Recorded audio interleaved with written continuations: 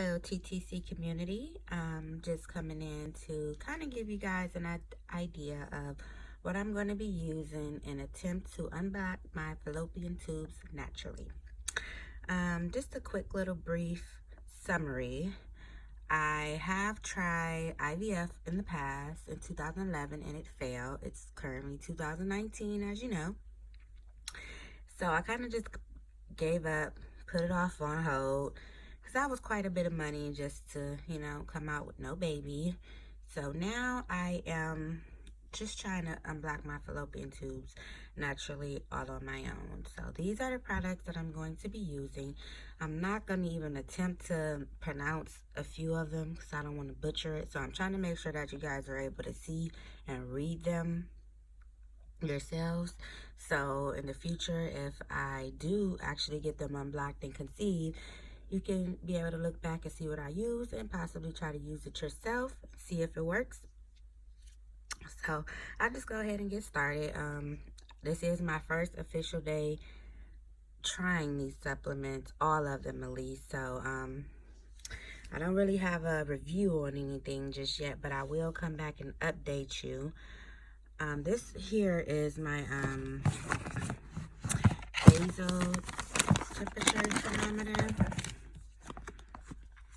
Try to get it open for you. Okay, there it is.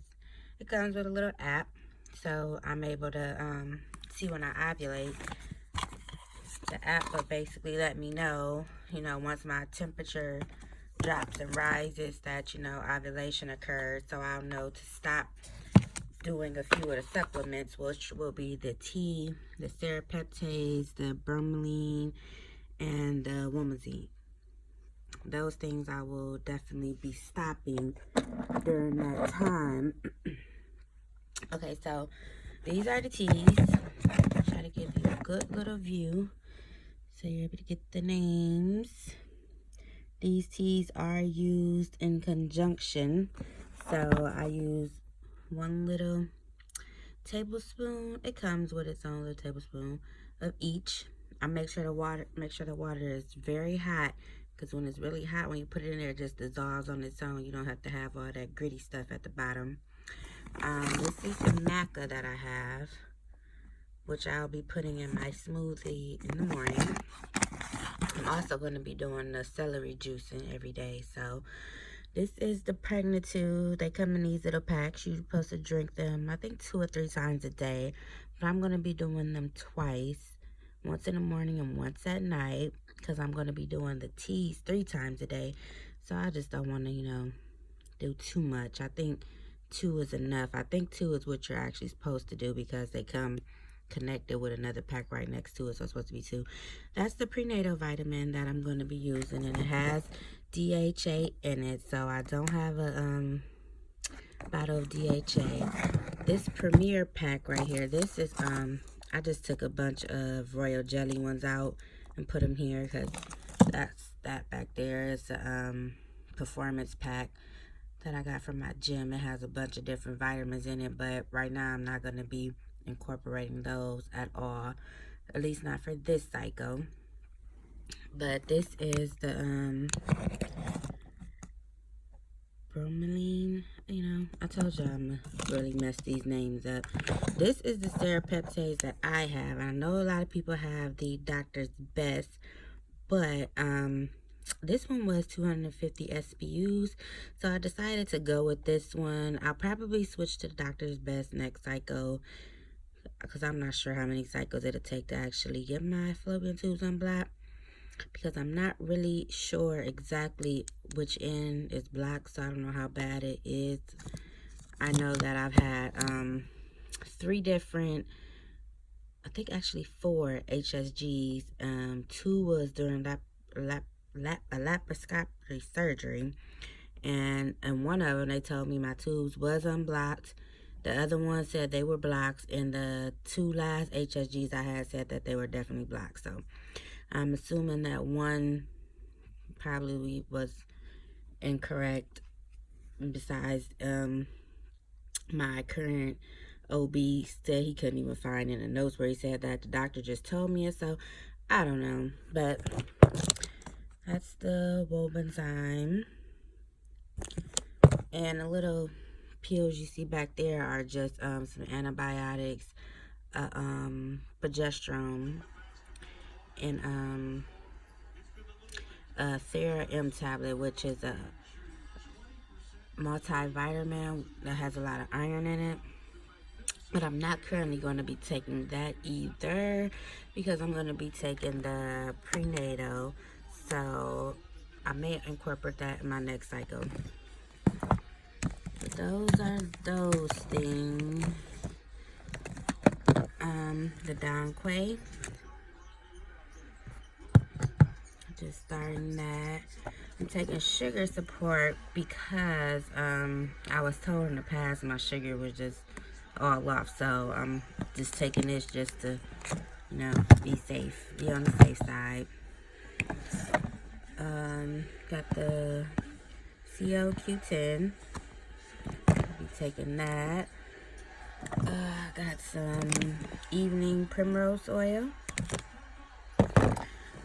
Some progesterone cream, which I'll actually be stopping once I ovulate. So I'm going to be using the thermometer to help me determine when I actually ovulate. So once I ovulate, I'll be stopping that along with the majority of these supplements. Only thing I'll be probably continuing is the prenatal and sugar support. Back there I have the castor oil, which I'll be doing 4 times a week.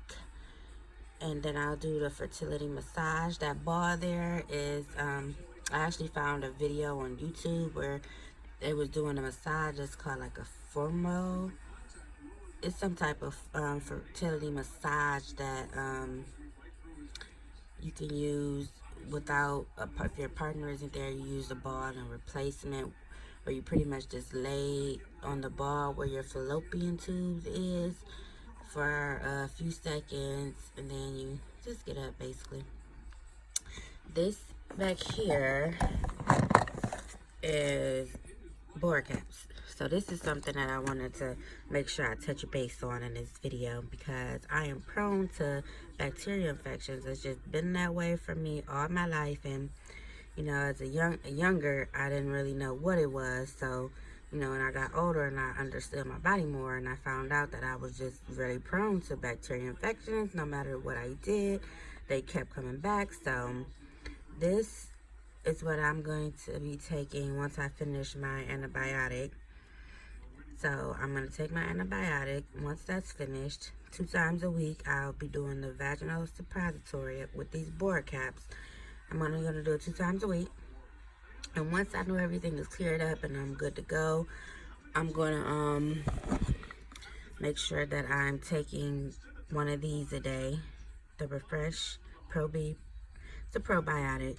So I'm going to just make sure that I'm taking a probiotic every day just to try to, you know, keep my pH balanced, because something I've learned that no doctor had ever told me, that having those bacteria infections can definitely cause infertility, because the sperm isn't going to work well, you know, with an infection there. So making sure that we keep our body's pH balanced is definitely good for fertility.